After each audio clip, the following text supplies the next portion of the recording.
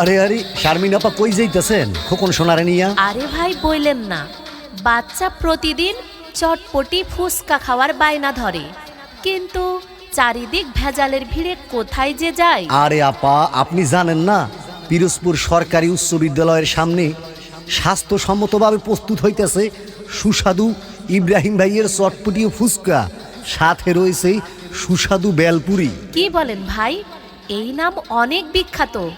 আমি আগেই অনেকবার শুনছি ইব্রাহিম ভাইয়ের চটপটি ফুচকা হাউজের নাম। তবে স্থানটা জেনে নিন।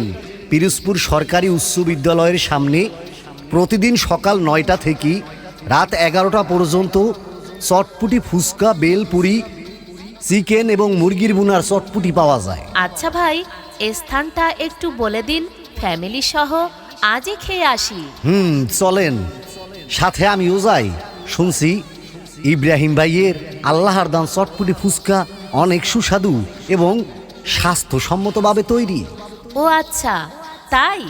তাহলে বাচ্চাকে নিয়ে এখনই চটপটি ফুচকা, চিকেন, মুরগি ভুনার চটপটি ও বেলপুরি খেয়ে আসি। জি হ্যাঁ, তাই দলে দলে সবান্ধবে বন্ধু বান্ধব নিয়ে ছোট্ট খোকন সোনামণি নিয়ে চলে আসুন ইব্রাহিম ভাইয়ের আল্লাহর দান চটপটি ফুচকা হাউজে।